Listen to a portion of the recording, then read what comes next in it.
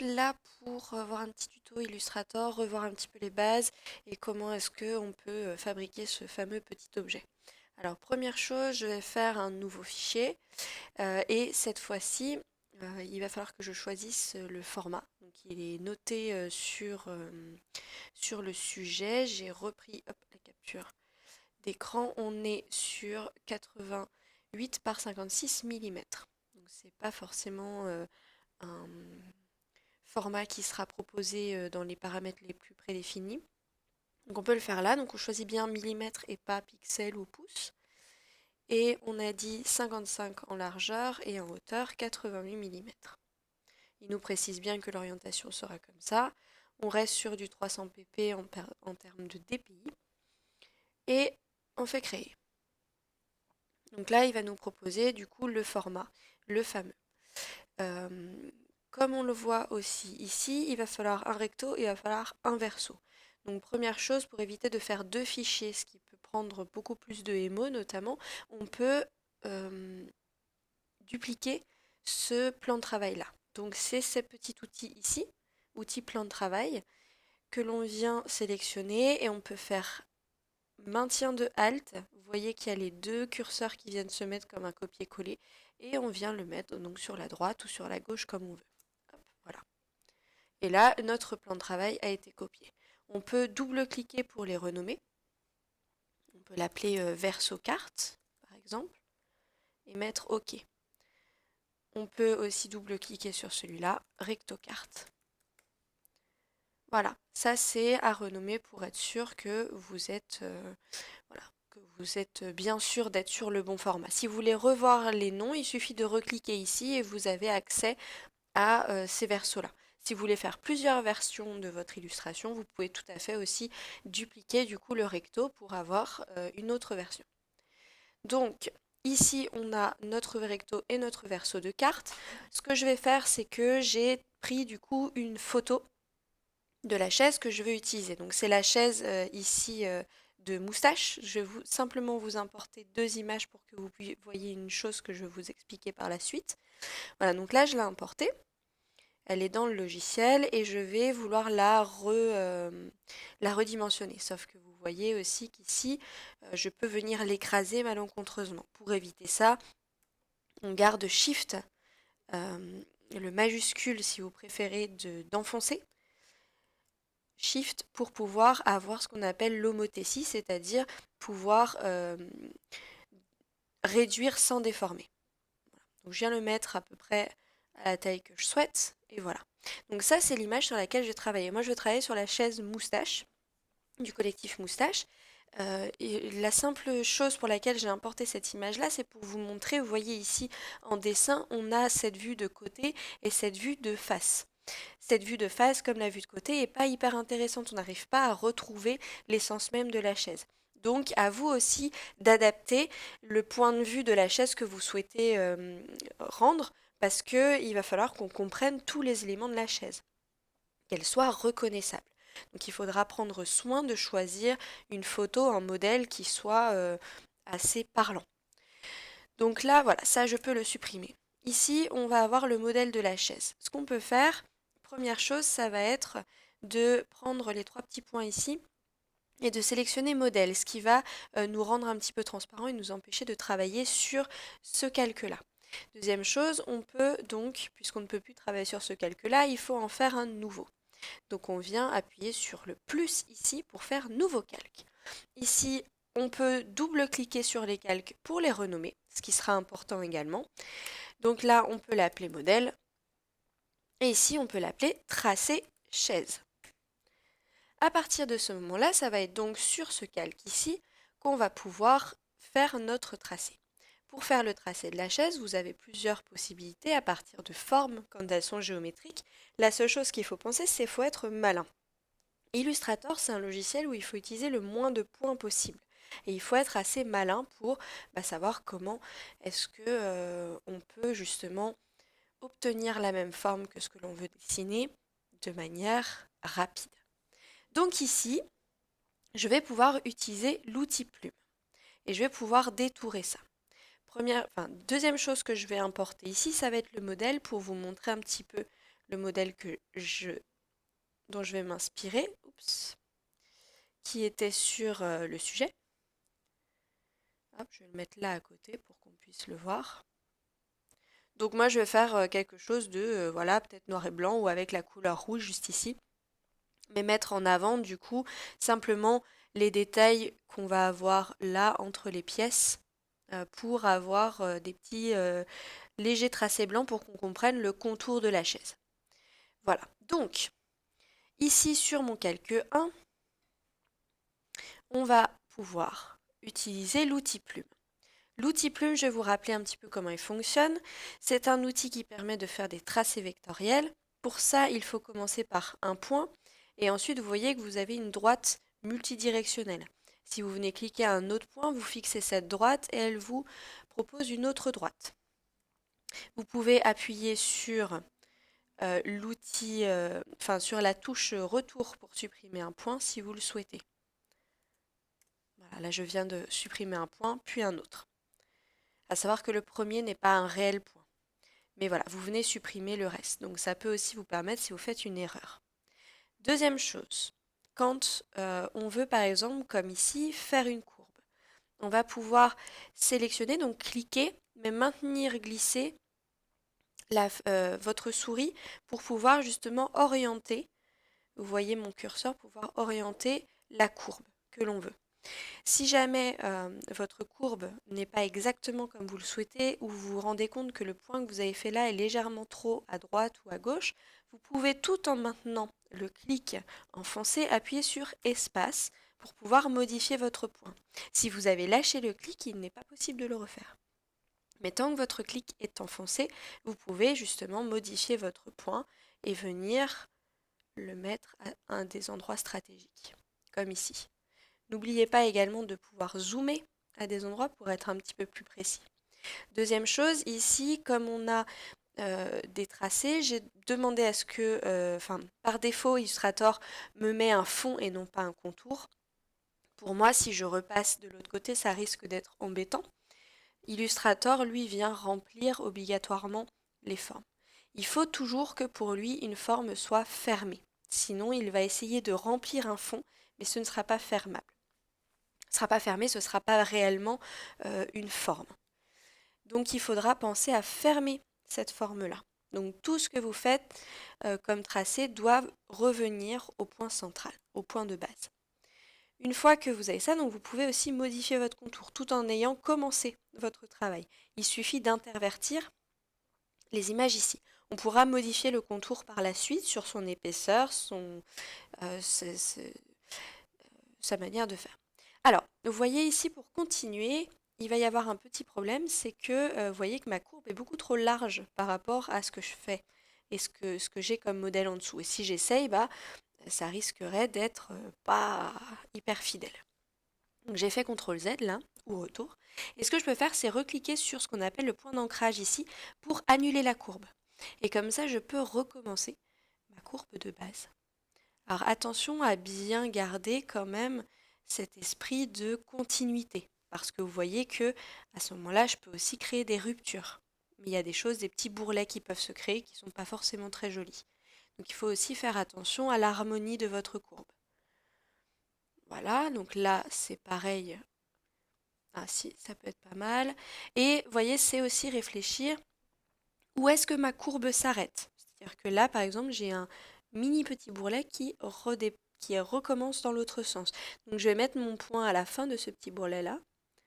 Et je vais venir, du coup, avec espace, créer, voilà, quelque chose d'assez proche de mon modèle.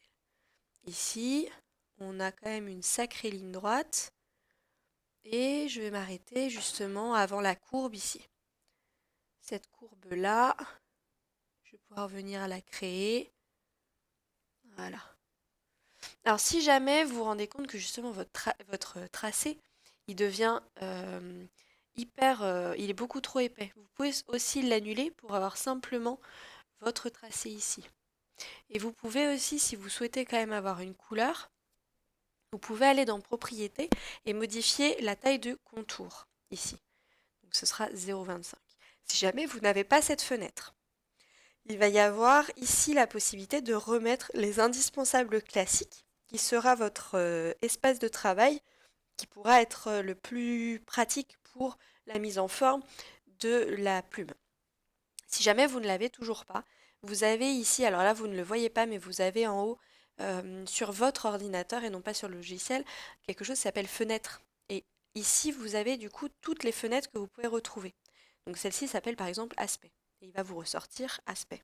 Et vous l'aurez aussi sur le côté. Son petit logo, c'est un espèce de petit soleil comme ça. Et vous pouvez venir le glisser dans les propriétés. Donc là, vous voyez, j'ai réduit. Je peux encore le réduire. Si j'ai envie de l'avoir à 0,05, je peux aussi. Si ça peut vous rassurer. Voilà. Donc je reprends ma plume. Et je reviens. Donc par exemple, ici, je me rends compte avec le tracé, effectivement. Donc là, je vais revenir en arrière. Hop. J'ai refait le contour. Je vais revenir, mais je vais le supprimer, le contour, ce sera plus simple. Et là, alors par exemple, ici, je pourrais euh, recommencer une forme. Vous voyez, quand j'ai à côté de ma plume une petite étoile, ça veut dire nouveau point, nouvelle forme. On recommence quelque chose de nouveau. Quand je viens sur un point d'ancrage et que j'ai justement ce petit trait, ça veut dire je continue. Donc je recommence mon tracé, vous voyez. Et si jamais il vous met un moins, ça veut dire que vous allez supprimer le point. Si vous met un plus, ça veut dire que vous allez ajouter un point sur votre ligne. Voilà, c'est un petit peu plus fidèle. Là, je reviens casser. Tac, tac. Et donc là, il faut que je fasse attention. Ça, c'est ma deuxième forme. Moi, ce que je veux, donc dans cette chaise, elle est continue. Donc, je vais tracer déjà ce contour-là. Donc là, je vais passer derrière. On verra comment est-ce qu'on met la forme devant aussi après. Hop là. Hop, je vais un peu plus vite, même si je ne suis pas hyper précise pour le coup. C'est le tutoriel pour éviter de passer trop de temps à vous montrer les choses.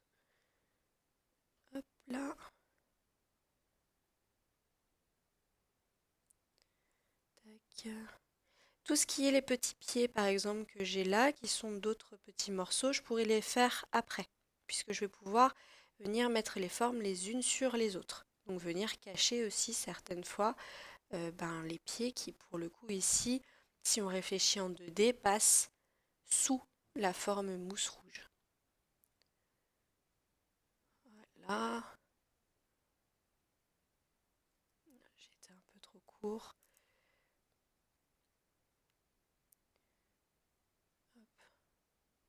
On va s'arrêter avant la courbe, faire la courbe, casser la courbe, s'arrêter avant la courbe, faire la courbe jusqu'à la fin de la courbe, casse la courbe, on revient sur du droit, hop. Celle-là est un peu plus tricky, voilà. Hop. Je suis pas hyper précise. Mais vous avez compris le principe. Et là, alors, j'aurais dû, hop, voilà, vous montrer. Quand vous avez à côté de votre plume le rond, ça veut dire que vous venez fermer votre forme. Et donc là, j'ai une forme fermée. C'est-à-dire que peu importe si je fais un contour ou si je le remplis, je vais avoir une forme qui sera fermée, qui sera reconnue comme une forme. Donc là, j'ai le premier élément de ma chaise. Pour le coup, ici, par exemple, je pourrais venir le cacher. Pour, par exemple, faire la deuxième partie. C'est exactement d'ailleurs ce que je vais faire. La deuxième partie, je vais la mettre sur un autre calque. Donc là, je vais pouvoir peut-être mettre assez extérieur pour comprendre que c'est voilà l'extérieur de la chaise. Et là, je vais pouvoir mettre tracé intérieur. Voilà. Tracé. Et je vais pouvoir du coup cacher celui-ci en enlevant l'œil. Donc ça vient simplement le cacher. Je peux même le verrouiller si j'ai pas envie d'avoir peur de revenir sur le même tracé, sur le même calque. Ça peut être utile aussi. Et je reviens faire exactement la même chose avec la patte extérieure.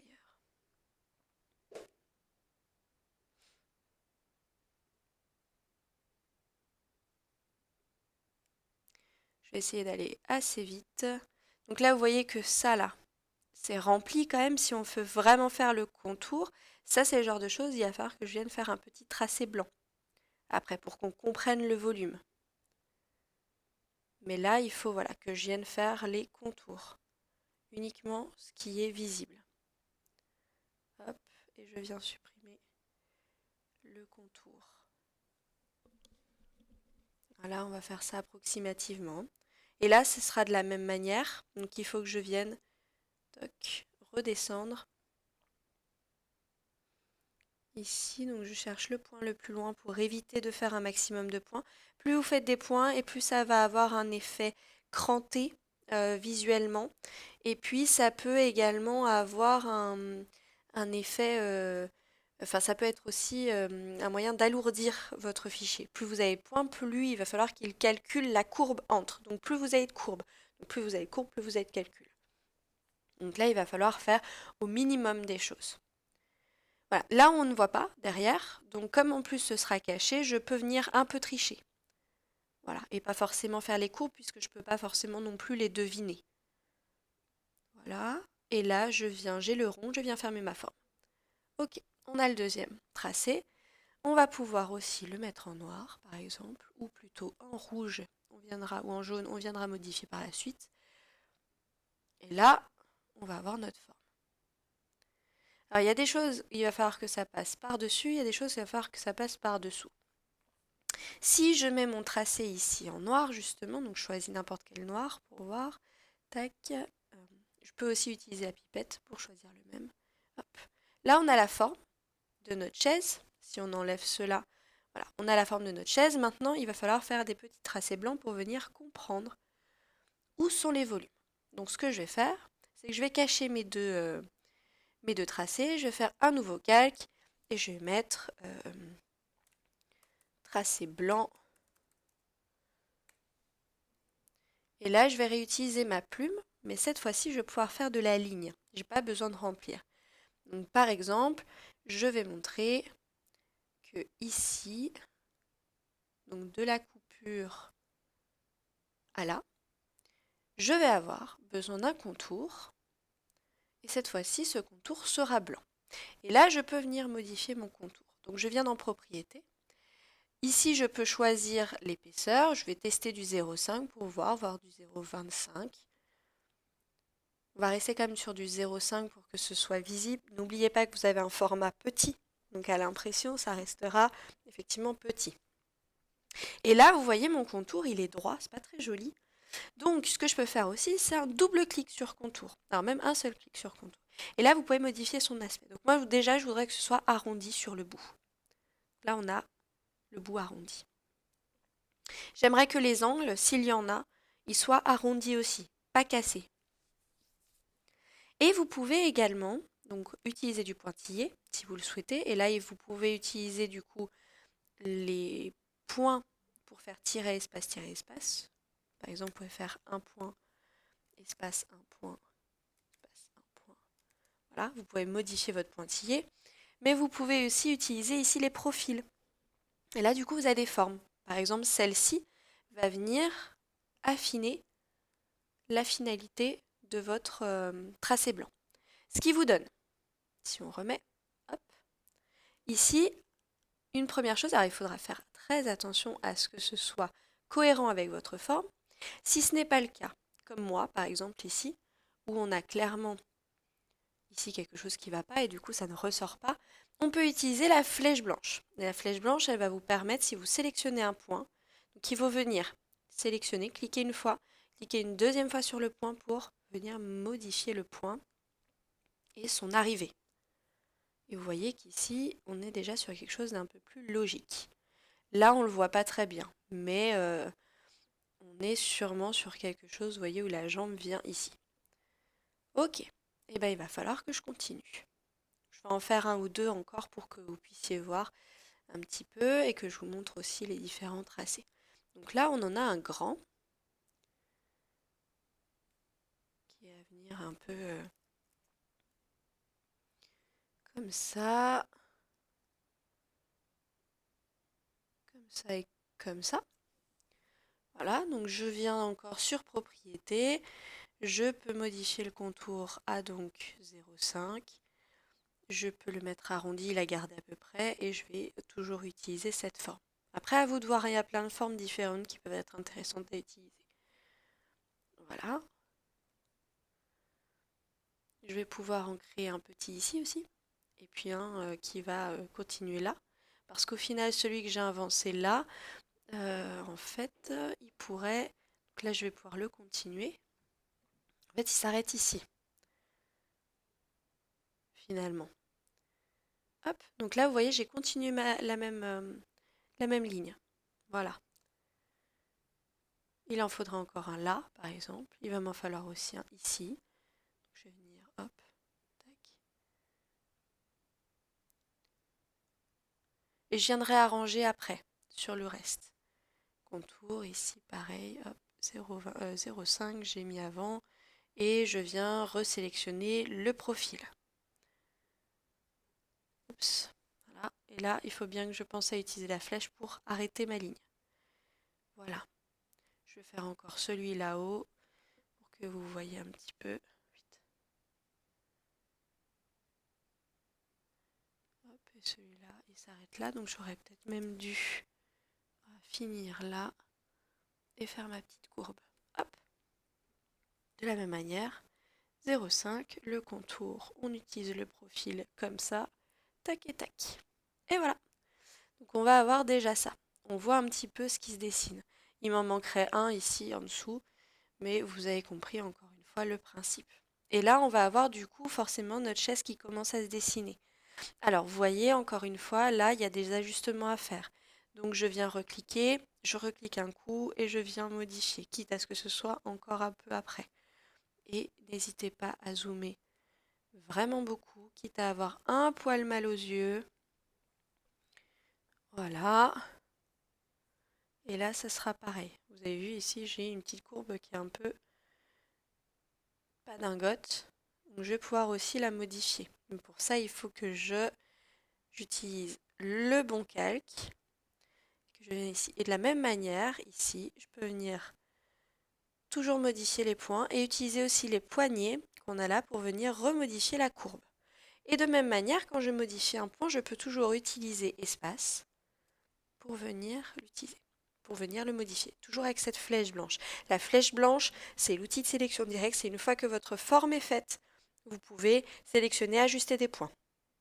Celle-là, elle va vous permettre de vous déplacer ou de déplacer, de sélectionner des points.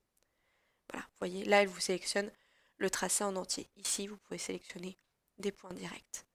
Et là, vous pouvez aussi modifier les courbes à chaque fois. Si jamais vous n'avez pas les poignées, vous pouvez recliquer ici pour les recréer. Voilà. Donc là, on a des choses, voilà, je ne vais pas aller plus loin dans les idées, vous avez compris le principe. De la même manière, si je veux utiliser du coup un élément pour faire les petons ici, hop, donc là je réfléchis, les petits pieds c'est des demi-cercles, je vais utiliser la forme ellipse, donc j'ai créé un nouveau calque, je l'ai appelé pied, je vais créer un nouveau calque et je vais venir créer une ellipse. Donc si je veux avoir quelque chose d'écrasé, ben, je peux faire absolument la forme que je veux. Si je veux avoir un cercle, j'appuie sur Shift pour garder le cercle. De même manière, je viens modifier, je ne veux pas de contour. Ce que je veux, et d'ailleurs je vais enlever la forme pour pouvoir voir vraiment ce que je fais. Et là, je peux venir avec l'outil de sélection directe, puisque je veux sélectionner la forme en entier, je peux venir effectivement faire une rotation sur un cercle, c'est pas trop ce qu'on veut. Et je peux venir du coup, hop, amener la forme, voilà. On va l'agrandir un peu, la déformer légèrement parce qu'en fait, on n'est pas exactement sur une demi-sphère. Je peux aussi utiliser les flèches du clavier, mais parfois ils vont déplacer de pixel en pixel. Comme ici, notre forme est assez compliquée, voilà. Et je peux venir du coup la remplir avec une couleur. Ben, moi, ce sera du coup un noir, mais peut-être un gris pour donner voilà, cet élément. Et vous voyez que là, mon pied, il est au-dessus. Moi, ce que je veux, c'est qu'il soit sous tracé extérieur. Donc, je viens de le déplacer là. Hop. Et il sera du coup caché sous le tracé extérieur. Voilà. De même, là, pour finir, je vois un petit point. J'utilise bien le tracé. le point là. Il est verrouillé, je ne peux pas avoir d'action sur le calque, je le déverrouille. Là, je peux avoir une action sur le calque. Et je peux venir du coup aussi modifier un peu la courbe pour éviter. Là, par exemple, je n'ai pas de poignet. Je peux venir le convertir en un point avec poignet pour justement arrondir et éviter ce côté angle que j'avais. Voilà, je pense vous avoir tout dit. Ça vous permet d'avoir encore une fois un petit peu comment est-ce qu'on fait pour avoir ça. Dernière chose, ça on supprime. Ici, vous avez du texte à mettre. Vous avez texte ici. On clique une fois pour avoir accès à simplement des choses. Si on clique ici, on va avoir du coup une zone de texte qu'on ne pourra pas modifier, ou pas assez. Si on clique simplement, on a le texte de base. Donc là, on va avoir, je ne sais pas, le nom du designer, ça va être moustache. Et puis, vous laissez la typographie telle qu'elle est. On viendra la modifier ensemble. Voilà. Et pour la mise en page, vous avez, euh, vous avez accès. Je vais vous mettre le fichier avec les bons formats que vous pouvez ouvrir pour pouvoir avoir justement accès à la mise en page de votre format. Voilà.